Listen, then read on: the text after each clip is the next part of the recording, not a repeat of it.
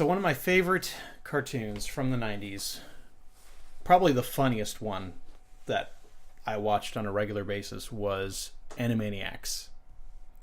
And I'm happy to announce, and this may mean that I now have to get a Hulu subscription, Animaniacs will be having 2 new seasons released on Hulu in 2020.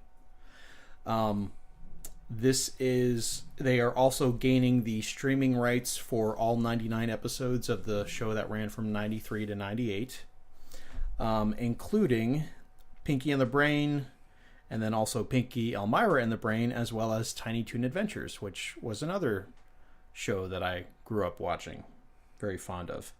So I believe this is the press release from Hulu, stating the Warner Brothers, Yakko and Wakko, and the Warner sister Dot, 3 inseparable, erasable siblings. I'm not sure how that's pronounced, but have inseparable.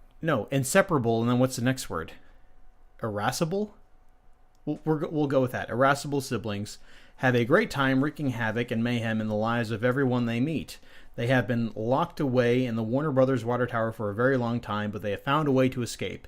And escape they do, every day. Causing chaos and comic confusion, Yakko, Wakko, and Dot run loose in the city, turning the world into their personal playground. And fan-favorite characters, Pinky and the Brain, will also return to make appearances in each episode. So, that makes it sound really, really scary. Like, I don't like their wording for that. They're just out there to cause mayhem. They have been locked away in the Warner Brothers water tower for a very long time, but they have found a way to escape. Like, that sounds terrifying. And the world shall not know them, but it will fear them. Animaniacs. And I don't know about Dot, but I know that the voice actors that play Yakko and Wakko are still in the business, so there's no reason why they should do any other voice for Yakko and Wakko. Yeah. So I'm hoping this is like a almost like the new DuckTales, which turned out to be good. I hope this turns out to be like that. I don't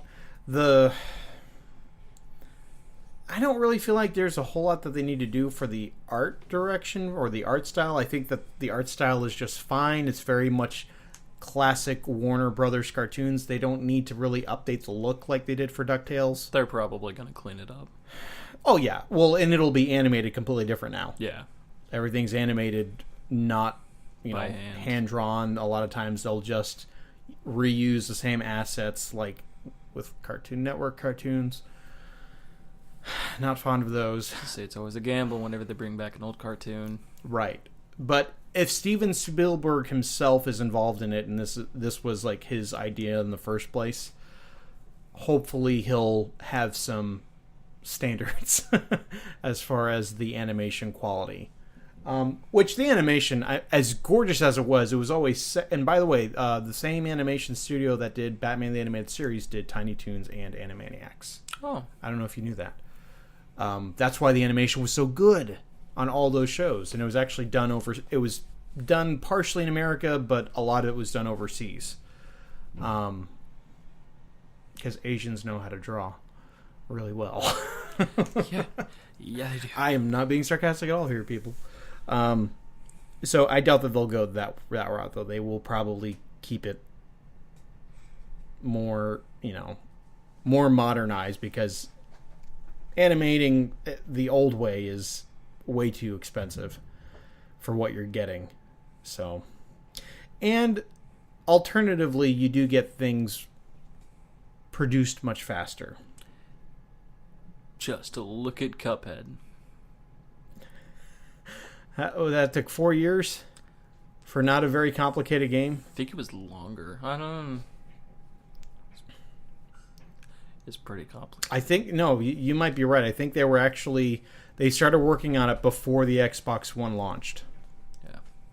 But they just kept, a lot of that was they kept adding content and adding content and adding content. Right. And they said that if they had known that it was going to be this much work, they probably never would have started it. but yeah, Cuphead's an interesting example in game. gaming. Yeah, I need to. I would love to play it. So I'm looking forward. To this. I would like to see what the trailer is. I hope they don't goof it up. Would you watch this if it were on Hulu? I don't know if you grew up with Animaniacs or not. I did. I grew up with Animaniacs and Pinky and the Brain. Yes. I remember Pinky and the Brain very well. Animaniacs, kind of. I remember watching some kind of movie with them. I can't really remember it too well, but I do remember Animaniacs. Yeah. I mean, they had some jokes in there that I didn't get until I was in my mid-20s. I've found out a lot of shows that I used to watch back then hid things very well from kids.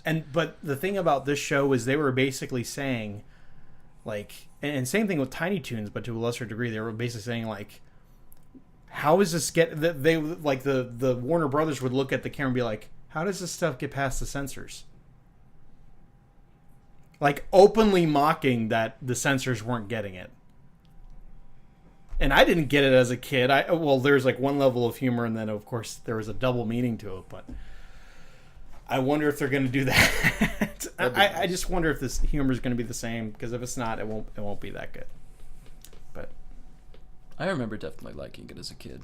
oh yeah, so funny. It used to make me laugh so much.